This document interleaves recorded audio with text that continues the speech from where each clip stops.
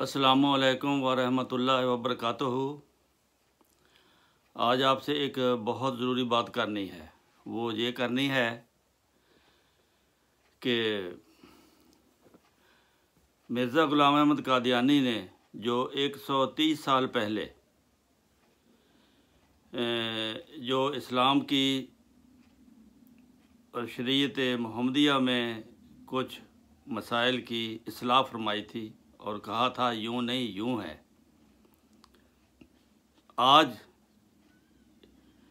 130 سال کی مخالفت کے بعد مولوی کو آج سمجھ آئی ہے کہ مرزا صاحب نے یہ بات درست کی تھی، اور وہ جو کیا بات تھی آپ مولوی کی زبانی سنیں۔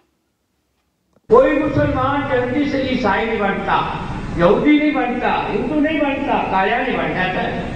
جب ہندو سے اس لیے نہیں بنتا، وہ سمجھتے میں اسلام سے نکل کر کفر میں جا رہا ہوں، اور قادیانی اس لیے آسانی سے بن جاتا ہے، وہ سمجھتا میں اسلام سے اچھے اسلام میں جا رہا ہوں۔ وہ تو اچھے مسلمان ہیں، کلمہ پڑھتے ہیں، نمازیں پڑھتے ہیں، مسجدیں بناتے ہیں، قرآن چھاپتے ہیں، اچھے کام کرتے ہیں، وہ یہ نہیں سمجھتا کہ میں کفر میں جا رہا ہوں۔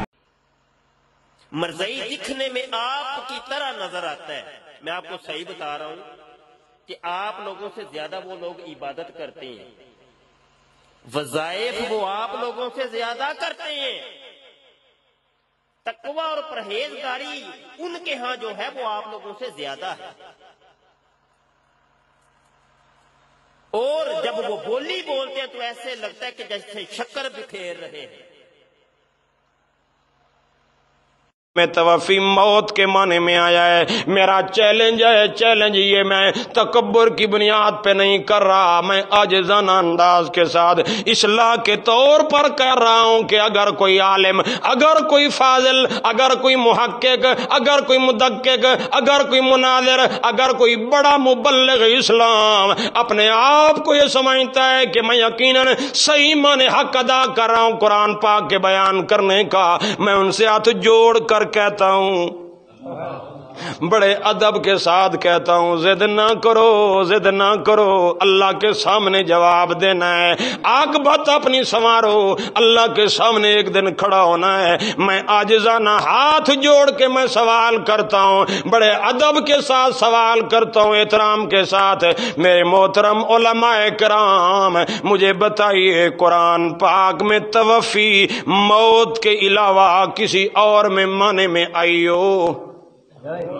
روح قبض کرنے کے علاوہ، روح قبض کرنے کے علاوہ کسی اور معنی میں یہ توفا یا توفایا ہو؟ متوفی کا ہو فلما توفیتنی ہو، او نہ توفینہ کا ہو توفیتنی ہو، ہاں توفنی مال ابرار ہو، یہ سارے قرآن پاک کے اندر صیغے موجود ہیں، مضارع کا صیغہ، ماضی کا صیغہ، اسم فعل کا صیغہ، جتنے بھی موجود ہیں، میں بڑے ادب احترام کے ساتھ پوچھنا چاہتا ہوں، اللہ کو جواب دینا ہے، مہربانی کر کے اس کا معنی زندہ آسمانوں پر اٹھائے جانے والا کوئی ایک آیت پڑھ دو۔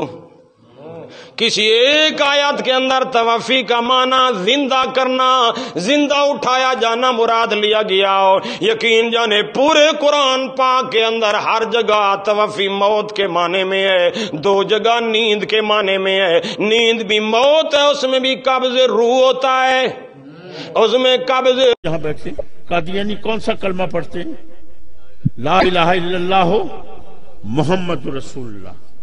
قادیانی کتنی نمازیں پڑھتے ہیں؟ 5 نمازیں۔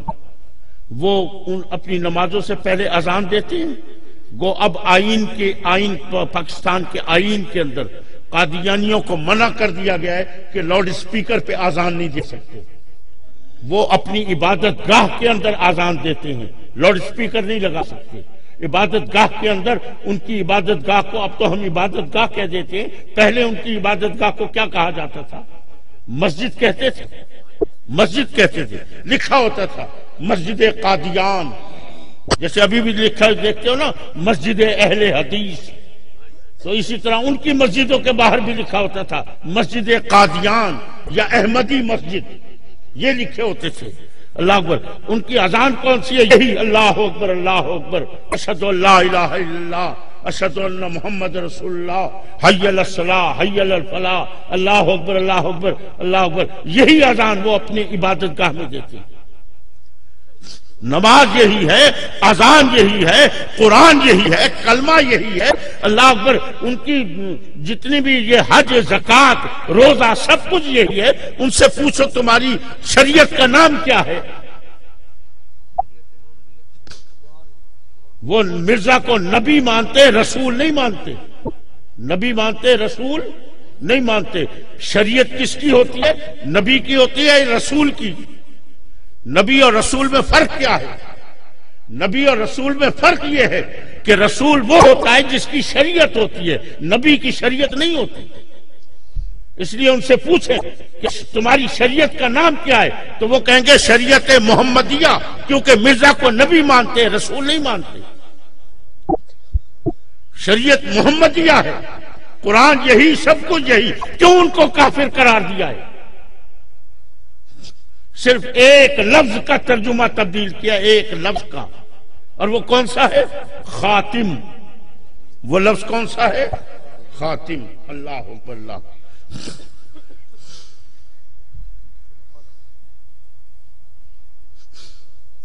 حضور کو خاتم النبیین مانتے ہو؟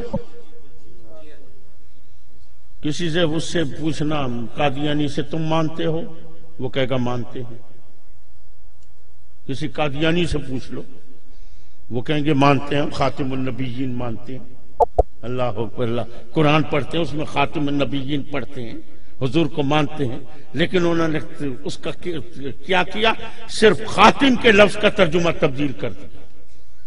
کیونکہ ہم ترجمہ کیا کرتے ہیں خاتم کا؟ ہم وہ ترجمہ کرتے ہیں جو میرے نبی نے بتایا ہے.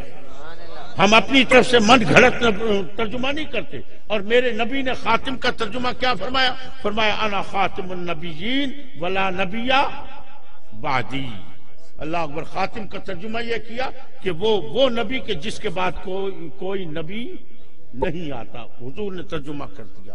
لیکن یہ کیا کرتے؟ یہ قادیانی کا ترجمہ کرتے ہیں. ذرا اٹھاؤ کبھی عربی کی لغت، اس میں دیکھنا خاتم کا کیا ترجمہ لکھا ہے. اس میں خاتم کا ترجمہ ختم بھی لکھا ہے. جس پر کوئی چیز ختم ہو جائے اس کو بھی خاتم کہتے ہیں. اور خاتم کا ایک اور ترجمہ بھی ہے، اور وہ کیا ہے؟ خاتم اس ہیرے کی انگوٹھی کو کہتے ہیں جو زیورات میں چاہے کتنے ہی زیورات پڑے ہوں، لیکن تمام زیورات میں اپنے ہیرے کی وجہ سے وہ اس طرح چمک رہی ہو، دمک رہی ہو کہ سارے زیور ہیچ ہو جائیں اور وہ سب سے اعلیٰ نظر آئے.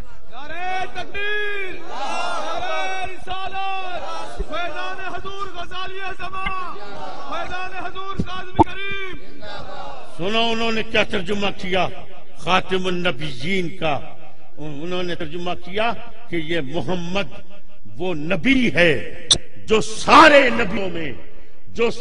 نبیوں میں اس طرح چمک رہا ہے، دمک رہا ہے کہ سارے نبی ہیچ ہیں.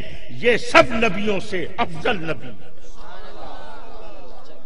سونا کیجا سونا ترجمہ ہے نا سونا ترجمہ. بل تھی ونجو نا قادیانی کیا تھی دے. کتنا خوبصورت ترجمہ ہے کہ سارے نبیوں میں سب سے افضل نبی ہے، سب سے زیادہ چمکنے والا نبی ہے. یہ اس ہیرے کی طرح، ہیرے کی انگوٹھی کی طرح نبی ہے جو سارے زیوروں میں چمک رہی ہو. اللہ اکبر. پھر بنو گے قادیانی. حسین ترجمہ ہے، خوبصورت ترجمہ. یار چھوڑتے بھائی، میرے اوپر رحم کر دو یار. سارے پاسے یہ چمن چامڑ ہی دیوتے لگے کھڑے. کوئی گال کر ساری کوئی سنتا کہیں نہیں. بابا لوگاں کو آتے ہیں اللہ کے واسطے نماز پڑھو. نہ صحیح ہاتھ چمواؤ، پیر چمواؤ، نماز کوئی نہ پڑھو. لا حول ولا قوت الا باللہ العلی العظیم. اللہ تعالی